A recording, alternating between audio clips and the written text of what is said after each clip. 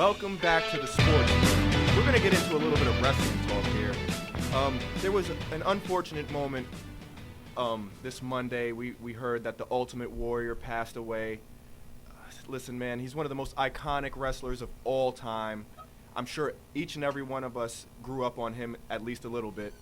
Absolutely, but Keith, really quick, we have some breaking news right now in the wrestling field. Sting has signed a deal with the WWE. Yes, the icon Sting has signed the deal with WWE. It is said that the deal has been close to being done for a while, but it has now been signed.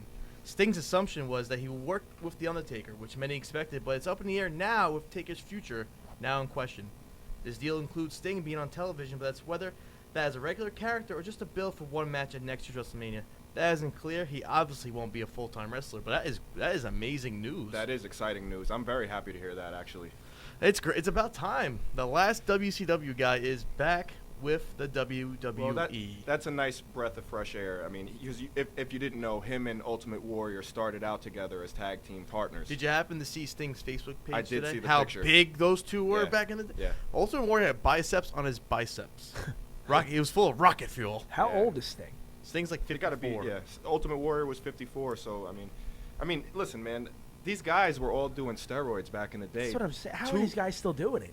I don't know that they're still doing it. I think that it might be they might still be doing I it, but I think it might just be results. I didn't mean steroids. I meant like still wrestling. How is their body? They're not. I mean, listen, these guys, they don't look good wrestling once you get into your 40s and your 50s. You see Ric Flair? They come back once in a while. It looks terrible. It looks terrible. Nobody wants to see it. But here's the thing. I mean, we all know Vince McMahon was promoting steroids back in the late 80s and early 90s. He was taking them too. He was on steroids himself. And he was indicted over it, all right? And now, all these wrestlers with drug problems and these guys that die from heart attacks, it's like, honestly, Vince McMahon is directly responsible for that in some way, shape, or form.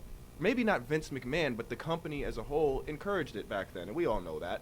I mean, I think it's just a sad topic when you see, like, I grew up rooting for these guys like superheroes. Like, I watched Batman and X-Men too, but wrestlers were my superheroes, man. Yes. And to see these guys dying at such a young age, it hits close to home for me, and I think it's undeniable that most of these deaths are steroid related.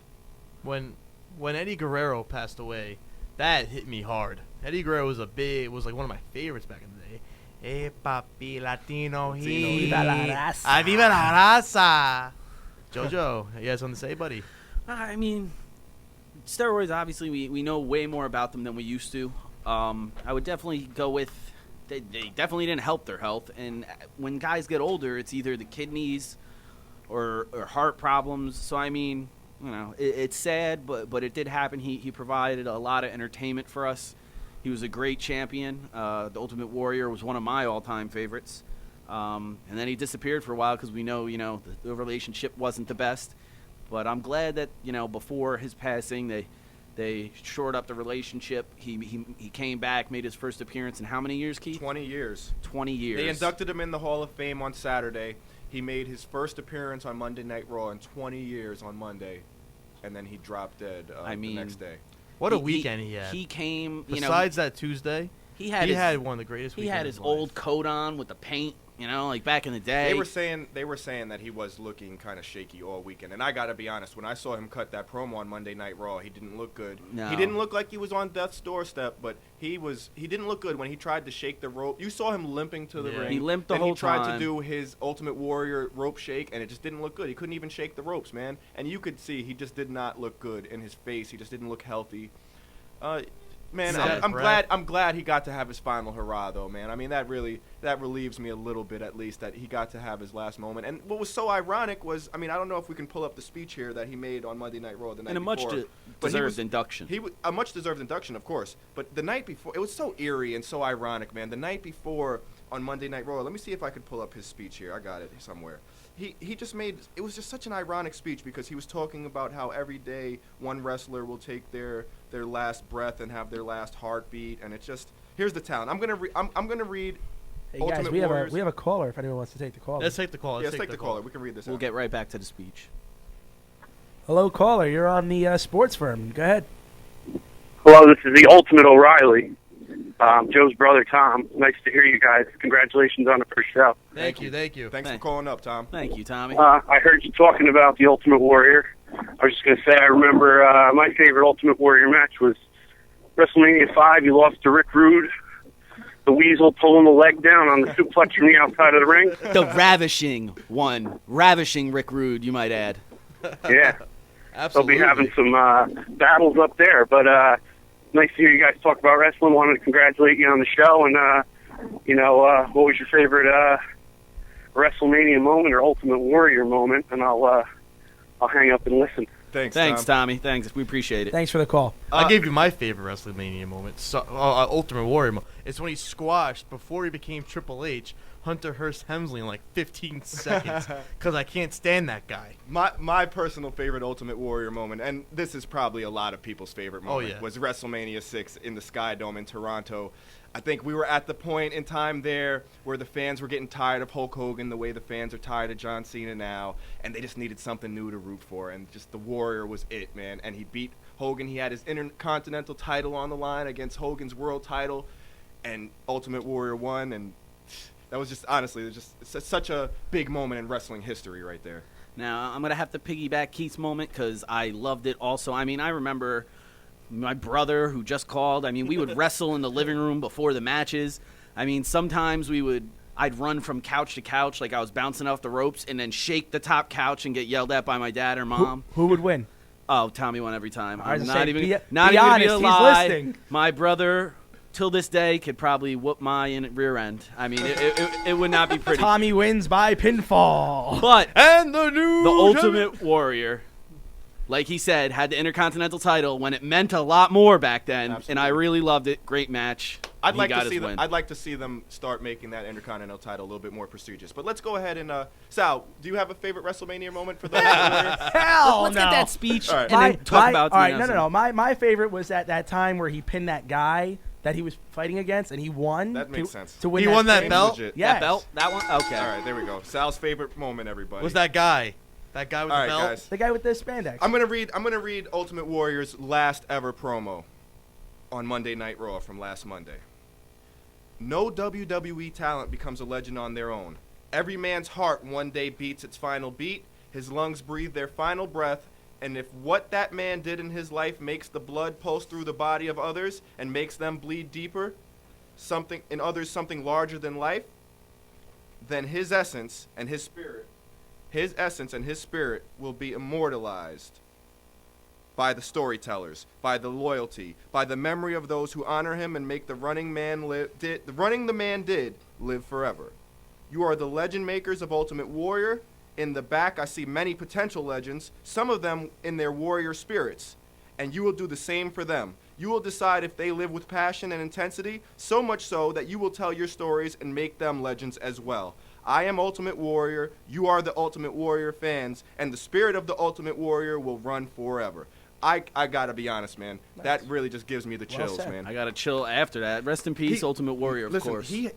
It's like he predicted it. It's like he knew it was coming. And not only did he have his final hurrah, he made sure to pay it forward in the wrestling industry and tell the fans to continue to support and make more legends in the future. And that really touched my heart, man. Absolutely. I think he did a great job. Well, to change things up a little bit, in the wrestling field, this past Sunday was WrestleMania 30. Keith, I know you watched it. You know I watched it. How great was that Hogan Brock Stone Cold promo? Oh, it was fantastic, man. It doesn't get any better than that. I think we've all had a dream at some point or another about that What? moment. What? We had WrestleMania Hogan, 2? What? The Rock. What? Stone What? Cold. All right, John Cena. we're botching it. We're botching it. It's We botched. Botchamania. Jesus. No, but so, what was your favorite match? Personally, I loved the Divas match. I'm kidding. The Bray Wyatt versus John Cena match. Yeah, I was really looking forward to that one. I was a little bit disappointed that Bray Wyatt didn't win. I really thought that John Cena should have put him over because I thought Why would he? that a win there would have solidified Bray Wyatt as the top heel in WWE. He's the best thing going right now in WWE. But he also solidified him in a loss. But look at this, Yeah, guys. That's true. This was mentioned by my buddy here, Keith Connon. This was mentioned by Mr. AB. It's Keith Talked to Harrison. a couple different people about this, and I mean, his reception alone, It was- walking they- out there, he didn't need to get put over. Like a couple, I talked to Keith about this. I talked to AB about this. I mean, it definitely they loved him. I mean, they it erupted. They were eating out of the palm of his hand. Everybody was singing with him. We got The whole world in his hands. It was just a surreal moment, man. Bray Wyatt has the WWE universe eating out of the palm of his hand. He is the eater Definitely of worlds. arrived. He's fantastic. He cuts a fantastic promo, and he has a unique skill set in the ring, and just his mannerisms, and he's just a creepy guy, like the spider walk, and the when he flips over and does the exorcist thing. He's just really that walk great. is so great. That thing man. was fantastic. great. That spider walk is great. Who the hell is he? Sal has no idea what's going on right now. I don't know if you remember IRS from back in the day, Erwin R. Shyster, the tax course not. collector. It's his son. The last big thing I remember was probably, what was it? Bubba and Devon took on, I think, Matt and Jeff Hardy in a TLC match. All right, so you're pretty outdated, but That was Ew. WrestleMania 17. Hey, don't feel bad, Sal. I just got back into it on the WrestleMania. I'm I not do gonna remember lie. The amazing Rock. WrestleMania. I liked it. The Rock and Hulk Hogan at, I think, WrestleMania, where they leg yeah, dropped that was each like other. that was like 10 years ago or so. Yeah, that's pretty much where That was WrestleMania 18. Moving on, another of my favorite moments from WrestleMania was by far Cesaro winning the Andre the Giant Battle Royal, and even more so, the confrontation that took place the next night on Monday Night Raw, where Zeb Coulter tried to call out Cesaro and tell him he wasn't a real American and he was only an American because he made him so, and then he goes, Then he said something about being a Zeb Coulter guy, and Cesaro cuts him off and says, No, I'm not a Zeb Coulter guy. I'm a Paul Heyman guy. And the place erupted. And out comes the Walrus himself. Paul Heyman, I know him. He's You do know He's him. the best promo. He's the best talker in the business. And Cesaro is one of the best young stars in the business. Cesaro plus Heyman equals championship gold, and there's not a doubt about it. He talks, you listen. That's pretty much what it is. The guy definitely can wrestle. Now, I'm, like I said, just getting back into the wrestling, and so I just was basically introduced to Cesaro correctly, yes. That's Superman's And- bad guy, And right? I mean, the guy's athletic. He can wrestle. He's pretty big. Not as big as some of the other guys, but he's cut But up and he can move, pound, man. pound Yeah. for pound, he might be the strongest guy in pro The wrestling. I king hear of he does all swing. those, unique workouts, like, swinging an axe all day. Like, seriously. He like, swings 300-pound men around in the ring. and I mean, he can move, that guy. This is a PG show. That's So- PG. You just can't say what he's swinging them around by. Oh, he true. swings them around by their legs, man. Oh, And oh, hard. Come on, dude. Jesus. Get box, penalty box now. You probably should be in there for this entire segment since you don't know freaking wrestling out of your you know what. All right. Anyway, Is Now, Reigns- Keith, I know there was another match that you really wanted to talk about. I'm going to let you introduce that one, and we definitely need to get to that match. Well, obviously, the biggest Oh, moment of God. the night, Oh God. and I hate to say it, it wasn't Daniel Bryan winning the title. It was the Undertaker losing. Nobody saw that coming. He was 21-0. I was counting 22-0 already. And I got to be honest with you, I'm not too pleased with this because I don't understand the logic behind it. I don't understand how anybody benefited from the Undertaker losing to Brock Lesnar. I don't have a problem with the streak ending, and you know what? Undertaker picked Brock Lesnar. So what are you really going to do at the end of the day? Exactly. But in my opinion, the end of the streak was such a substantial moment, it should have been used to put over a young superstar and get their career rolling. Like a guy like Roman Reigns. I know the Shield actually ended up staying together, but I'm just going to throw this out there as a possibility. If Roman Reigns would have went on to face The Undertaker at WrestleMania and beat him, the legend of Roman Reigns grows tenfold just from that one match. So I just don't understand who can anybody explain to me who benefited from that at all? Nothing. Nobody benefited, or another guy. He could have won, instead of winning the Battle Royal. Cesaro. Actually, what benefited was a WWE. Hey, they swerved us. When Taker's streak ended at WrestleMania from Brock Lesnar, what happened? It exploded. It It was all trended over worldwide. mainstream media. It gave WWE like a voice. Everyone spoke to them. Like all these news articles. Who was it? Jon Stewart was pissed off that Undertaker's streak ended. Everybody was pissed off. The reactions when after that Priceless. after that third F5 hit was landed, and you think, oh, he's gonna kick out. And what happened? 1, I couldn't believe 2, it. I couldn't believe 3. it. I And mean, you saw everybody's face. Everybody in the front row marked out. You saw the my meme of that guy? I think that guy Yes. was. Listen, I think that guy was placed by WWE. I don't know, Of man. course, of that course, face. of course They, he no, was. man, Genuine. he was. No, it was not. It was so phony. Everybody else's face was genuine. There were a lot of people marking out. He was placed by WWE. There's no. There doubt was just about like Brock Lesnar guy. Here's my other problem with Brock Lesnar beating The Undertaker. Brock Lesnar is nowhere to be seen now. Now Paul Heyman is a Cesaro guy. Brock Lesnar goes to the background yet again. Probably won't be back till SummerSlam. So once again, how did anybody benefit from this? It's not like Brock Lesnar is about to go on a monster run, which they haven't handled Brock Lesnar right since he's been here. But listen, man, it's not like he's about to go on a monster run now after beating The Undertaker. He's not even here. I He's not wouldn't even be going to be here for a surprised. while. I wouldn't be surprised if I Brock got- Lesnar is the champion I got a good at question next year's WWE. for the WrestleMania. Foz Yes. and for Keith. Now, it's just hypothetical, but if they were to give a young superstar that win instead of Brock, do you think it would have affected their career negatively in the aspect where everybody'd be mad because this guy ended the Undertaker streak? Absolutely not. Or I it still think- would have been a I very think good thing it for had them? to be the right young guy, but I think if the right young guy would have beat him, it would have boosted them to the top, man. I think that it would have Okay. only been positive. I just thought, with Undertaker's following, maybe. That's why I Because say if it was- hypothetical. Listen, I'll tell you one thing: if it was like John Cena that beat him, yeah, people Oh would my be rebelling God. about it. Oh my But listen, I think if it was a young superstar that legitimately deserved the push, I don't think anybody would have a 'Cause problem with it. reason If why- you really understand wrestling and you're really a fan, you understand that it was time for a new era of guys, and that would be a great way to get somebody rolling. Because what we saw on Monday Night Raw this past week was amazing. Fantastic. The Monday Night Raw after WrestleMania is the event of the year. It's not WrestleMania itself. Let's not get confused. It's about Raw that. Mania. That I will agree with. I remember that from when I was younger and I would actually watch wrestling. That Monday night was insane. Yeah. Because you got all the my drunk God. Britain people. Now, granted, it might be a bad. Yeah, I'm serious. It might be a bad favorite part, but my favorite part of Monday Night Raw was when Triple H and Stephanie came out, and right in his face, he was like, "Oh, you're not gonna come, Daniel Bryan. Oh, you're not gonna come in the ring." Hey guys, we have a Yes! caller real we quick. have a caller. guys. real Okay, quick. Let's okay, hear go it. ahead, go ahead. Go ahead, caller. You're on live with the sports firm. Hey guys, great show, great show. I think Keith hit it on the head with something he said about 10 minutes ago. What's that? Bray Wyatt is set up to be the heel of like all heels. Absolutely. Undertaker losing this year was a terrible idea because next year, besides all the merchandise of the street continuing that you sell, you set up dark versus dark. Right. Yes. And you can run with that for a generation after that. And in from a Bray sense, Wyatt. Bray Wyatt could have took the ball and ran with it, and he could have been the one with the streak at WrestleMania. But He had to lose to John Cena right, clean. right.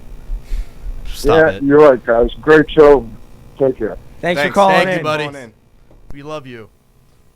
Now, to go back to Raw after Mania, Joey had a thing about this guy, Daniel Bryan, the yes man. Oh yes, The yes Oh, man. yes. He Joe, what were you saying before, buddy? he got right in his face, and he was like, "Oh, Triple H, you said you're not gonna come in the ring?" Oh, you're not? Yes. You're not? Yes. He's WWE World Heavyweight Champion right meow. Listen, man. Daniel Bryan got over in a major way at WrestleMania. He's already as over as you could possibly be, but he got over even more at WrestleMania. I thought, actually, the first match against Triple H got more of a pop than the triple threat match itself because I thought that the Undertaker losing drained the energy out It of the did. building. So listen, Daniel Bryan had a great moment at WrestleMania 2. He got the WWE World Heavyweight title. He's finally been rewarded for all the hard work he's put in. We'll see where this goes. I'm really looking forward to the Authority / Daniel Bryan angle, but I'm even more interested now that the Shield is involved because another great moment from Monday Night Raw was at the end when Triple H wasn't quite sure if the Evolution. Shield was on his side or not, and they were arguing with Randy Orton and Batista and Kane on the other side of the ring. All of a sudden, Triple H turns around, boom! Roman Reigns Spear. hits him with a spear. And honestly, did you see I don't know if you guys saw main event, but they had the Wyatts versus the Shield, and Roman Reigns cut a promo at the end, and he told Triple H if he wants a problem, he's right here. That was great. I mean, I think that could be great, and it's always interesting. And the Shield, they're real good. I'm a little scared. I mean, like I said, I just got back into the wrestling scene. Keith and Faz can tell me about it real quick. Do you think they're gonna abuse Bryan even more and take it away, or do you think he might get a nice run here? I'd like to see him get a nice run if possible. but 4-month run. just coming back. there will be all types of games played with the title. If you think back to Stone Cold versus Vince McMahon, there were all kinds of games played with the title. And Absolutely. I just think, listen, man, he's going to hold on to it for a little while here. If he was going to lose it right away to put some more heat on him, they would have had him lose it on Monday Night Raw. Mm-hmm. But he's going to hold on to it for a little while. Of course, there will be more gimmicks and games going on with the title going forward. All right, coming up next on the Sports Firm, we're going to give you our predictions for tonight's Major League Baseball games, as well as what happened last night and scores from games that happened earlier today. But first, let's kick it over to the Wizard of Foz with your update. Hey, I'm the Faz again with this Sports Firm update. Colin Kaepernick, the 49ers quarterback, and 2 other players were named on an incident report that was filed April 4th, 2014. A quote from Public Information Officer Kenia Reyes said, "As of right now, we have an investigation and it is in the early stages. No charges have been filed yet." The 49ers released a statement saying they are aware of the recent report and they are in the process of gathering information. The New York Giants announced a 2-time Super Bowl winning quarterback Eli Manning has undergone ankle surgery. Recovery time is 6 weeks. In baseball tonight, the Mets are at Atlanta while the Red Sox are in town to take on their rival, the New York Yankees. I am the Faz, and this is your Sports Firm update.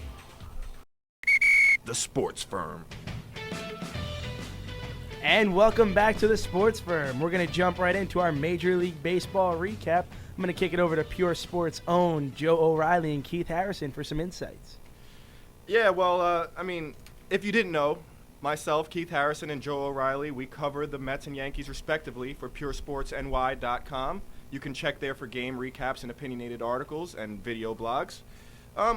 Just to get into the Mets game a little bit from last night, I mean, listen, the offense was anemic yet again. I mean, I was very encouraged to see the ninth inning rally. I was very encouraged to see the ninth inning rally against Kimbrel. Even though we fell a run short, I felt that was a big takeaway from that game, that they finally showed a little bit of heart and put some hits together in a clutch moment. I thought Zach Wheeler looked really good for most of the game. He unraveled. He got off to a rough start, but then he settled down, and then he unraveled in the 5th inning. I think overall Zach Wheeler pitched pretty good.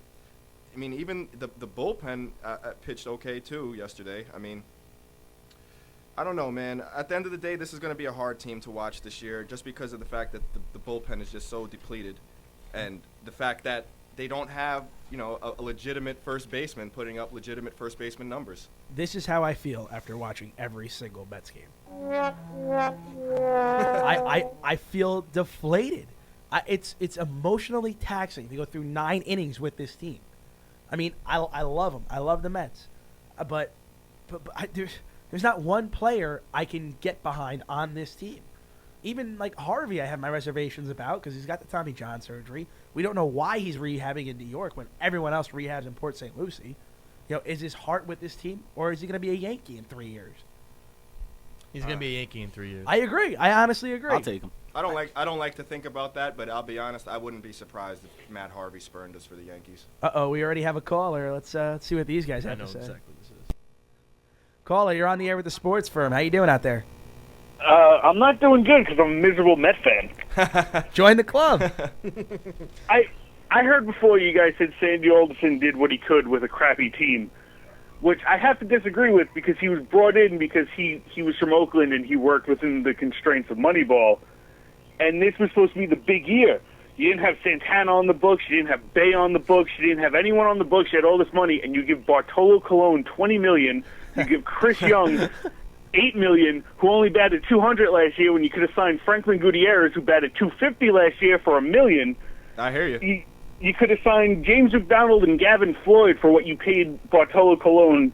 I'll take Curtis Granderson because he's a smart outfielder. You need someone who knows what to do with Lagares. And for years, all he does is bring in crappy players and go, it's not my fault.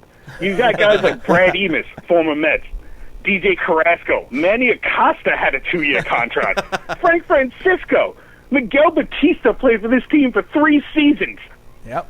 I could pitch better than Miguel Batista. Aren't they still paying Bonilla? Yeah, Bobby Bonilla is still He's getting still on $1 the million payroll. a year. Bobby Bonilla. He could probably play first base for us. We'll bring him back. I agree that this year was supposed to be the year that they really spent some money, and I was encouraged with what they did early, but then they kind of just stopped spending even though there were still more holes to fill. I think that what happened was I think the Matt Harvey injury scared the Wilpons into cheaping it out for another year, if you ask me. I think that's what ended up happening. I think they're holding it. When I say that I support Alderson, I mean from the standpoint of the prospects he was able to acquire. Obviously, this team was not contending for everything, and he took a terrible Mets farm system and he made it into one of the best in the majors, and that's what I judge Alderson on. You're right. He did bring in a few bums, and there have been some not so good moments in his track record here, but he did set you up for the future, I think. I agree. Coming from a Yankee fan, I think you guys are going to be He very did. good He in 2 did. years. He did. The caller made some very good points, though. There's a lot of guys out there this year that they could have went out and signed for that Moneyball mentality. Getting back to Stephen Drew, I know he was a little bit expensive and it doesn't fit that Moneyball mentality, but that's where I really started to get angry because we still had a glaring hole. I was not satisfied going into this season with Ruben Tejada as the shortstop. He's been playing all right, but listen, man, I was offended that we were going into the season with him as our starting shortstop. He went to off-season conditioning program and still came in out of shape. I just thought it was the last straw for Ruben Tejada, and I didn't like that at all. I thought that they should have spent the money and went out and got Stephen Drew. I will say I'm happier with his approach at the plate. He's slapping the ball more. He is. You know, he's Like not, with his hand, yeah, he's slapping with he's his up hand? there just swatting at the ball, flailing like a at it. fairy, Like a fairy. like the way I swing a baseball bat. In the box. Who, you? You. Me? Yeah, your mic's off, buddy. Yeah, I mean, I don't know, man. And then I mean, if you really get into the Mets bullpen situation going forward here, I really do not. We saw what Valverde did the other night. He almost blew it. I just really do not trust Valverde in that closer role. He's going to give Mets fans, he's going to drive Mets fans crazy all year long. Who's even in the Mets bullpen? Well, we got Jose Valverde. What? We got Scott Rice. What? We got Torres. What? We got Farnsworth. What? They all sound like big-time jabronis to me. You jabroni! It's it. It's a jabroni jackpot. It's just the Mets bullpen is full of jabronis, jamokes, and bozos. It's true. It's 100% true. Listen, they got some young arms down there that they're going to bring up eventually. They keep playing this game with the arbitration deadline that I cannot stand. But when we hear this every year, there's gonna be we got young arms that coming Super up. 2 thing. Well, Like listen, that's there's the arbitration. they want to put Montero in the bullpen. I do not want to see that. But there's the Jack Leathersitches of the world and the Jeff Walters of the world that they're probably pretty close to being ready, and those are the guys that we need to bring up for the bullpen.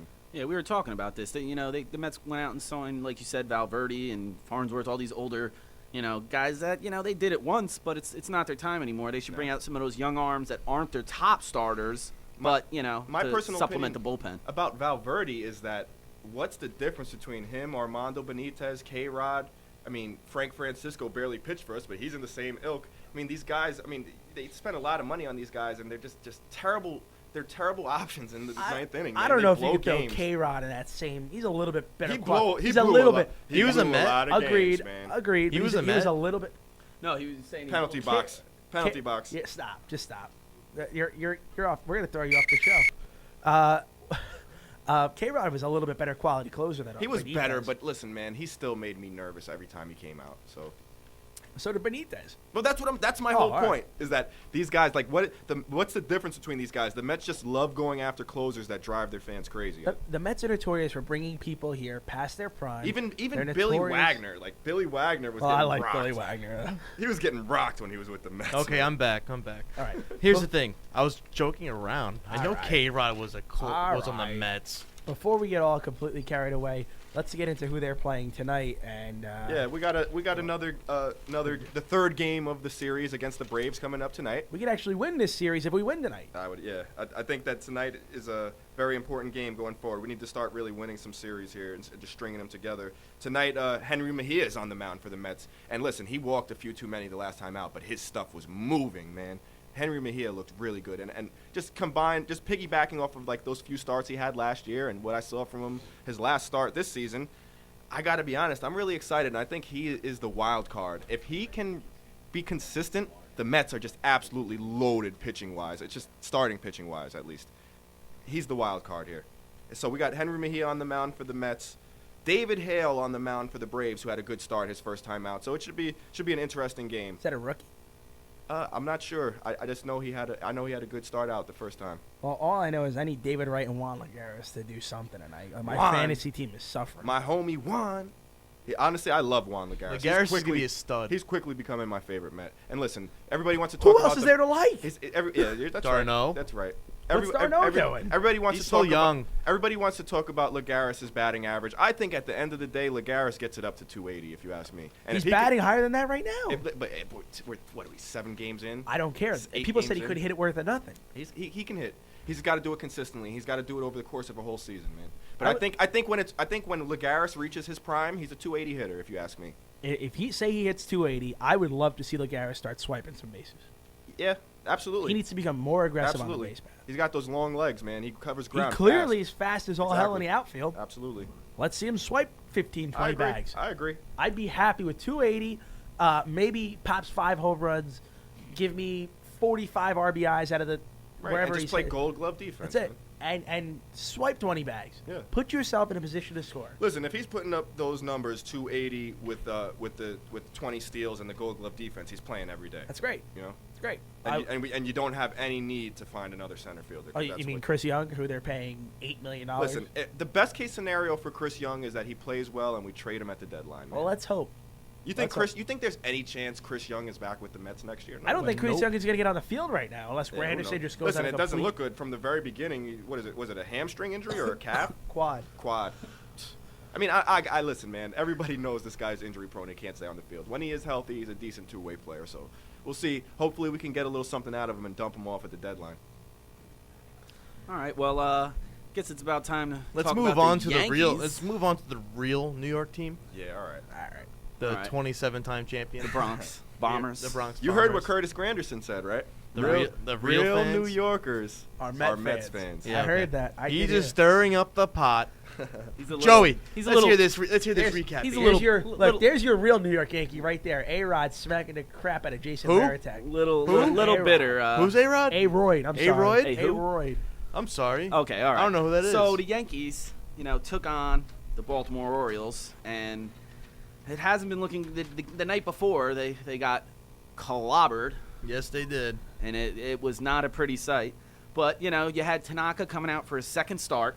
A lot He of looked promise. great last Everybody night. wanted to see him in the Bronx, and he came out, pitched 7 innings, 7 hits, 3 runs, a walk, and 10 Ks, and kept that 0 in the loss column. Yes, he did. And he's 1-0, got the no decision. 23 of his pitches, his strikes, on his splitter. 23 for 31 on his splitter. I mean, Foz could just tell you. I mean, that ball comes in It's looking like a fastball. looking like a fastball strike, drops in the dirt. Falls off the table. He got so many swings and misses for K's the other night. It was great. I could hit it. But the only Yeah, problem, okay. the only problem Keep telling there yourself was in the second start of his season, he struggled early, just like he did. I mean, he also settled right in after his struggles. But in the second inning, Wieters lines one to right, gets on base. Then he strikes out Cruz, who had problems with Tanaka all night. But then Lombardozzi. Who? That's a name right there. Lombardozzi. He is on the Baltimore Orioles. He hit a shot right at Solarte. Well, not right at him. Solarte had to There's make my boy. he Hit had his to make a glove, hit his little glove. move, but it hit his glove and dribbled into the outfield. And I mean the trouble started there. Garner. I mean not Garner. Forgive me there. Kelly Johnson came up. He hit one, but then he got thrown out at second. Jeter had a hold. You got runners on first and third with 2 outs. Hangs a slider, 3-run home run, scope. It is not spelled that way. It's Shoop. It's shoot. No, it is It's scope. shoot, but it It's is scope? pronounced scope. I've heard it pronounced 4 different ways, though, on the radio, on TV. Nah, I heard that It- scope is the real. Scope is the correct pronunciation. It does, but I Well, mean, tell that- Michael K that because he. Well, keeps I know saying Michael shoot. K doesn't know it, but That somebody three-run came on after Michael K specifically said yesterday and called that out. Yeah, specifically. So I mean, I think it was Dave it's just those Rothenberg. early struggles. Huh, and Rothen face? I like Dave Rothenberg. Hey, man. we got another caller on Let's here. hear it. Who do we got? Who do we got? Hey, caller, go for it. You're on live with the sports firm. Hi, how you doing? This is Lloyd. I got a kind of a comparison. The problem with Tanaka is that any Asian pitcher that's pitched long term has never done well. Look at Hideki Arabu. That was a joke, but the only one I could say would be Chin-Ming Wong. Nomo for the Dodgers. After 2 seasons, they figure out the funky windup, and they never have anything under a 5 ERA. So we'll see over long term how this signing really plays out. But I what- think that's why the Yankees got an opt-out clause in year 4. What about you, Darvish? I know it's young in the game. It's only, but It's he going to looks be his pretty third good. year, but It's gonna be his third. I agree with you, Lloyd. Thank you for the call, buddy. Thanks for the call, Lloyd. But you can't judge a guy after 2 starts. You know what I'm saying? After I know the track record for Japanese pitchers is not good after certain years. Usually they're good, dominant for the first 3 years because people don't know who they are, what they're expecting. Remember Daisuke Matsuzaki had this gyro sandwich ball. You know I what's the don't difference between Daisuke and Tanaka? Daisuke was scared of the hitters, and he tried to paint the corners. Tanaka's coming right after you. He I does. respect that. I do respect that. He was going right after Nelson Cruz last night, right after Matt Wieters. You moving on though. You know who else agrees with Lloyd about Tanaka though? Adam Jones of the Baltimore Orioles, who was quoted as saying that Tanaka was nothing special, and he did not understand the hype around him. That was the general gist of And what he was struck trying him to out say. twice. But then Jones, I was looking at that for the whole game. I was like, he talked all his smack. Let's see what happens. Adam Jones struck out 3 times last night. Twice. I think Adam Jones was more The box concerned score with right the, on here on Baseball Reference got him at 3 Three? strikeouts. Yeah. I Baseball Reference believe is always right. The sombrero, I believe I was thinking about last night. Well, listen, Well, if for the 3 strikeouts. listen, whether it was 2 or 3, Tanaka obviously got the best of this guy. And I mean, his comment's legit. Like, let's see what he could do. Everybody's making a lot of hype. I Absolutely. understand where he's coming from. I- But if you're going to talk that smack, especially the night before you go against him, I like I Adam hope you get Jones. a couple I like more Adam hits. Jones. I think he's a good player. I just think it was honestly, I just think it didn't need to be said. Like, why would you even say that, man? He was more concerned with spiking the guys who were running out of field. Right. Did you guys hear those Yeah, comments? Right. That was the other thing. He's my a head God. case. He said he wanted to be kicking the fans with his metal spikes while they were getting restrained by security. You can't say that. And then he went on Michael K's show and he said he knew he couldn't do that because he'll get sued, man. No And he started kidding. going into a whole spiel about how you can rob a house and fall through the roof and still sue the homeowner. well, he just took that straight out of Liar Liar. Let's be real. Come on. Listen, I'd man. have got him 10. Listen, man, Adam Jones needs to put a filter on his mouth. Man. He's a been running jabroni. it too much. I lately. actually think it was Michael K that I heard him say it. He goes, we're all thinking it. We're all thinking it. Nobody, like I was at a USA-Argentina soccer game and this 10-year-old kid ran on the field. The security team tackled this poor kid. He had to be 10 years old. They leveled him. It looked like Ray Lewis hitting Mark Sanchez or Geno Smith or whoever. Adam Jones said he doesn't think 1,000. I guess what happens is you get arrested and you get $1,000 fine. You get banned for a certain amount of time. Yeah. He said Adam Jones said 1,000 ain't enough. He wants $20,000 fines. Give me a break. He man. wanted to taser them. He said taser the living bleep out of them. Yeah, he didn't listen, man. All right, I understand his position. He values his safety, man. But did you really have to say all that out loud, man? Did you really? That's that what he stuff said. to He was yourself. proud of it too. He said there's Yeah, a lot of he guys that went feel the same overboard. way but won't say it. I'm saying it. Oh, Adam yeah. will say it. Yeah. But now he's Bobby Bonilla talking about himself in the third person all of a sudden. All right, You know what I let me get a little more back on Tanaka. Tanaka, we like I said, he has his problems early. In the first 2 innings, his ERA is 11.25. For the rest of the game, though, he pitches at 0, and that's 10 innings. So I mean, yes, small sample size, beginning of the game, but we got to get those, little struggles in the beginning out early because the Yankees, although they have a more potent lineup, they're not going to be able to crawl out of these holes all the time. And I mean, Carlos Beltran did a little bit for us yesterday, and he that was a shot. I saw that home run. he had a leadoff home run in the second. He got a hold of that. Came up in the bottom of the fourth. He fell behind in an 0-2 count, battled back, full count, lines the ball to left for a leadoff double, eventually scoring on an Alfonso Soriano grounder. So Hopefully, I mean, he got it started, and we're going to talk a little bit about the leading batting average for the Yankees of 429, You're and not going to know who it is. the I Wizard know of who it Foz is going to tell you all about him and how he's been doing this season. Yargarvis Solarte. You want to try that again? What? Yargarnis What? Solarte. What? Yargarnis What? Solarte. Jesus! Yargarnis Solarte, 26-year-old, signed with the Yankees in the offseason of two. Oop, that's Netflix.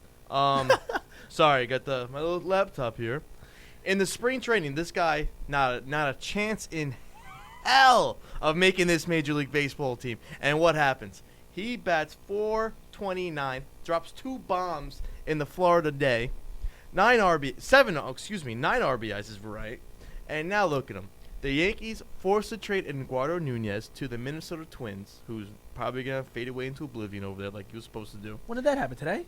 No, it happened like 2 days ago, boss. Oh, that went right over my head. Well, it's Eduardo Nunez. A lot of things go over your head. Noonie. You're just like at an airport. Everything goes over your head. I feel a little bad for Nooney. I mean, I he had not that one bit. injury and couldn't back up Jeter last You- year, but you know. You want to know why? Guys. You want to know why, Joe? I don't feel bad for Nooney because a couple years ago we had a chance to trade him Listen, to the Seattle Mariners and get Cliff Lee.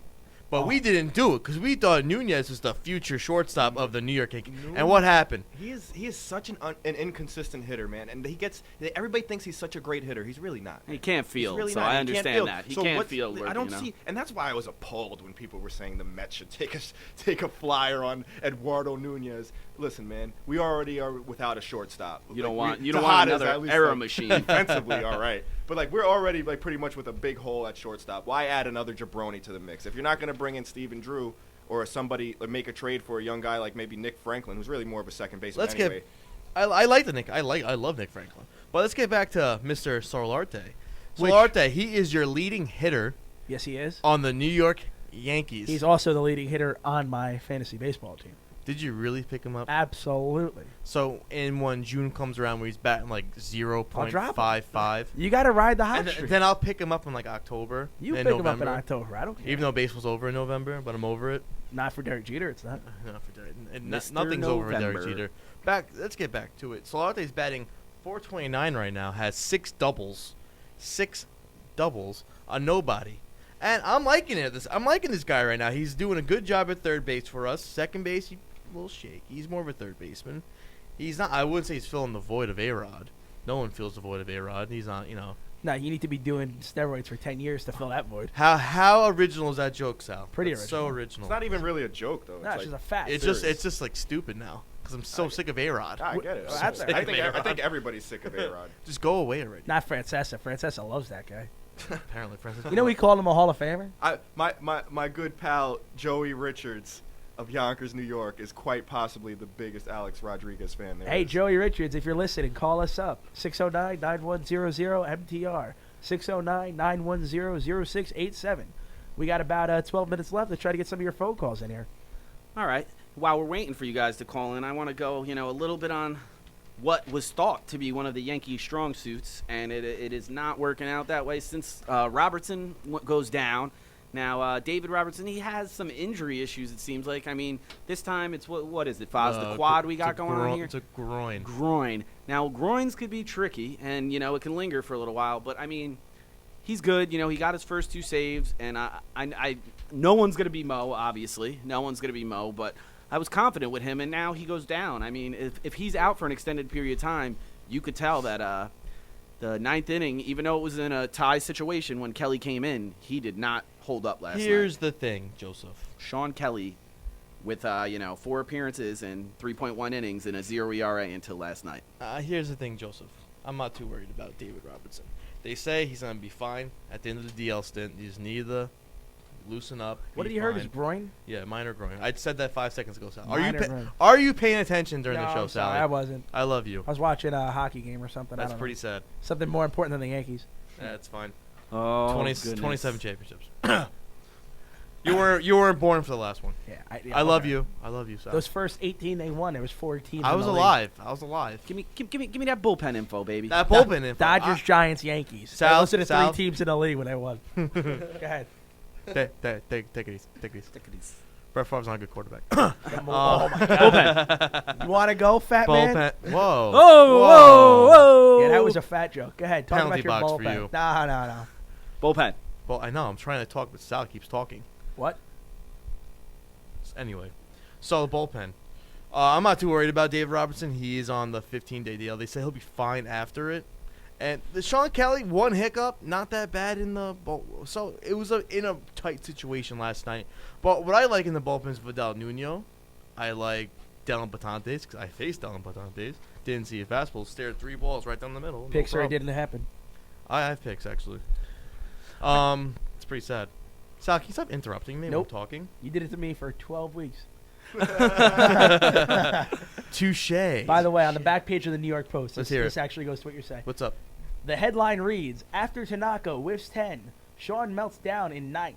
Stinka Kelly. Stinka Kelly. I mean, that was pretty creative, and pretty it was. creative. Is it for Minka Kelly? There Well, is a I picture of Minka Kelly on the inset. I mean, but like- it's actually a picture of Sean Kelly smelling his own jersey. I got it. What I is got it. wrong with me?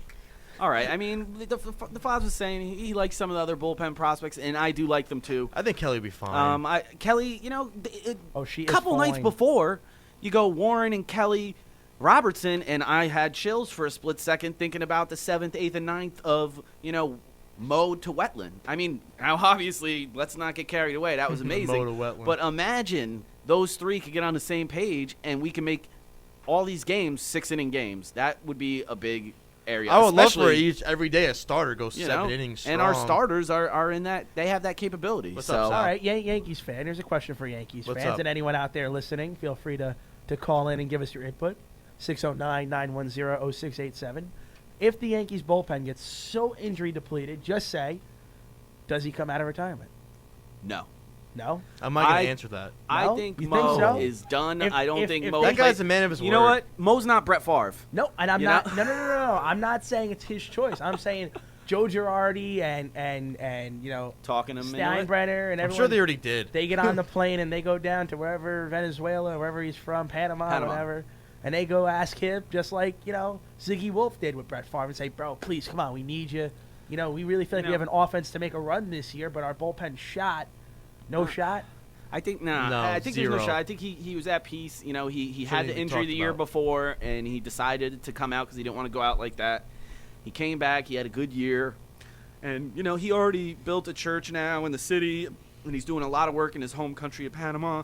I think he's really content with his retirement already, and he showed his face at spring training, and I'm sure he talks to some of the pitchers and still in contact with some of the Yankees. So I think he's content with where he's at now, and I wouldn't want to put Mo in that position. He already did enough for the Yeah, Yankees he's enjoyed his retirement What- already. and the franchise. What's your guys' take on the whole Bernie Williams Core 4 fiasco? I think he deserves to be in the core 4. Well, I mean, Without then it would Bur- be without- 4. I know it'd be core 5. Well, it'd be the Fab 5. I think Fab what five. the difference is, in all honesty, listen, Bernie is one of my favorite. I'm a Mets fan, but Bernie's one of my favorite. I think he's Yankees. most people's favorite Yankee. And I think he absolutely deserves to be a part of that core. I mean, I think that the difference is that he's not officially retired yet, but he stopped playing a few years ago. And almost a decade ago. yeah. That's the crazy Seriously. part. That's the crazy I part. think that's the difference is the amount of time that passed in between him stopping playing and these guys retiring. And You know what? just I sign think- a one-day contract think- as a Yankee and just I retire. just retire as a Yeah, Yankee. I think Listen, he what's the Like- whole just right like on what the head Matsui there, did. you know? I Roy think it was the Halladay. timing, and he didn't retire as close enough to them, and I really think it's more of a timing thing than because obviously, like you said, everybody started likes going Bernie downhill. Williams, But why so. did the Yankees do this with their big outfielders? Like even Reggie Jackson, there was a giant rift between him and Steinbrenner. Well, and I all mean, this he stuff. was he Well, was brought he- in as a free agent. He wasn't. I mean, Bernie was homegrown. You Was see there this- forever, his whole career. I mean, it's You a little see different. this- That's why I think he should have been involved his whole career. But I mean, what are you gonna do? Keith, Reggie- you see what happens though. Yankees outfielders, they retire, they get kicked out of New York. Mets outfielders, they retire, and we still give them millions of dollars Right. years, Bobby after, Bonilla years is after collecting. they quit. Bobby Bo is Hey, collecting guys. for about another 18 We years. got another caller. Let's see what they got to say. Let's hear it. Hey, caller, you're on the air with the sports firm. What's up?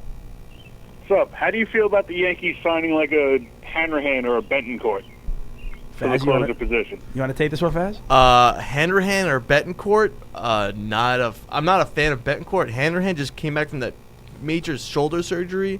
Neither of those guys really appeal to me. If I had to choose one, I would probably pick Betancourt because he was a proven closer last year for the Rockies. I heard that Hanrahan was supposed to do supposed to just start throwing off the mound or start pitching for scouts or whatever to start. He's trying to get a deal here, but he was supposed to pitch at the end of March, I believe, and I don't think it ever happened. So I think Hanrahan is a little bit behind in his recovery. And thanks for the Absolutely. call. Thanks, Thanks man. for the call. Thank you. What's to stop the Mets from picking up these guys if they're out there? Well, that's where I heard Hanrahan first mentioned was for the Mets. I heard that too. Well, it's for the Mets. I heard Twins. I heard the Yankees had a little muttering over it, but not Muttering? crazy. Like they talked about it. Is that what a muttering is? Yeah, pretty much. It's a good word for you. Yeah, thank you. I'm impressed. Thank you, sir. He's a good. It's a big pitcher, word man. for a Yankees I'm not fan. dumb. He's a good. God. Hanrahan is a good pitcher. It's just obviously you have concerns about how quickly he's going to be able to bounce back from this. Yeah, because remember the Yankees still got Andrew Bailey. Like Who? he's in. Yeah, exactly. Staten Island product, actually. Friend of yours? I mean, if he ever, He really was. I know he's mending a little bit still, but once he comes back, I mean, that could be. He can help. That if could he's- be help. you Yeah, know? a little bit. But like you said, it's one night. The bullpen fell apart. They did, but I'm confident in the fact that they can rebound, and I hope they do. Because it would be a better scene for the Yankees out there in the bullpen. They were looking good to start in the first 5 games, and then had a little bit of struggle. So. All right, real quick, we're getting down to the last couple minutes here. Let's go around the horn. Who's gonna win tonight? Yankees. Give me the Yankees and Mets game. Who do you think is gonna? win? I'm not gonna be biased. I think the Mets will get their win finally, Okay. and I think the Yankees. Finally. Finally, they won. We we have the same record as you guys. I'm not being biased. I promise. Well- and I think Pineda will finally get his first win of the season. So Yankees and Mets tonight. Yeah. Joe O'Reilly. New York what do we got? sweep. I'm gonna go with Mejia. I like Mejia with the win for the Mets. We got Pineda going against Buchholz tonight. Mhm. Pineda in his first game, he did all right. He ended up getting a tough loss on that one, but I'm gonna go Yankees, Pineda, and hope we start this 19, 18 games against the Red Sox with a bang and beat them. Let's tonight. go 19-0, baby. Yeah, you wish. I do wish. Keith Harris. I loved what I saw out of Mejia last time, other than the control issues. He walked a few too many for my taste, but I thought his stuff was really moving. I think Mejia is going to go out and have a great start tonight. I think, if I'm correct, he has a bad history against the Braves, but I think he ends that tonight and he goes out and tosses a gem. I think the Mets win. And you know what? I'm a big fan of Pineda's as well. I remember what he did a few years ago for that first half of the year. He was fantastic, and I want to see him get back going as well. I'll take the Yanks and the Mets for the New York sweep. Yes, we Yankees are in New York South. Thank you. All right, well then my prediction tonight is the Yankees will win in a walk-off That'd be in great. extra innings, and I think Jacoby Ellsbury is going to hit the home run. Oh, that would be lovely. That'd And- be cool. And I'm saying this purely motivated by the fact that I want to hear John Sterling's home run call for Jacoby Ellsbury. That is a good 'Cause point. 'cause I have no idea what the. Jacoby, don't you know me? Oh God, I mean, we don't It know would what be it's gonna something stupid like that. that's terrible. It would be something stupid like And that. as far as the Mets, I agree. I think Mejia is going to have a great game I tonight. like Mejia. He And throws I- like, what, 97? It doesn't matter. I just think he's going to have a great He game needs to throw tonight. He strikes. throws 95 consistently. And I think that the Mets are going to put up some crooked numbers tonight. Let's see what happens. I think the Yankees game is actually going to be a pitcher's duel into the later innings. Maybe the bullpen might get a little shaky again. Both knows? teams. I think you're looking at like a 5-4 walk-off for the Yankees. That'd be great. And I think the Mets are going to win something like 7-2. 11th inning, baby. 7-2. Well, guys, we're in our last minute here. Does anybody want to say anything Real special? quick, real quick. I just want to say, that Joe's awesome team, horrible name. Anybody want to give me a new name? Put it on our Facebook page for my fantasy baseball team, and I will, see what's the most In case- common and in do ca- it. But we are winning 13-2 against Mr. Rousey and Keith. In case you guys didn't know, we have a little fantasy baseball league going here to just to have fun here while we're doing the show between the members of this crew. So we'll keep you posted on that throughout the year. Joe is routing me right now in the first week, but I told him it's a long season. Also, this Sunday, I'll be making my softball debut for NWO Wolfpack. Too sweet. And also, I am dominating right now. The Kempire strikes back in the fantasy baseball league. That's our Sal, do not producer's say team. your team name I'm because it's not PG. I'm not. That's our producer. The Kempire Strikes Back is our producer Bobby O's team. You can find the video of our show on our website, which is under construction, and on the Instagram page, the Twitter feed, and the Facebook page. It'll be done by Bobby O Productions. That's it for the first episode here of the Sports Firm. For everyone here, I'm Sal Gentili, Keith Harrison, Joe O'Reilly, Chris Fazio. We'll see you next week. The world of sports may never be the same again. The Sports Firm has arrived.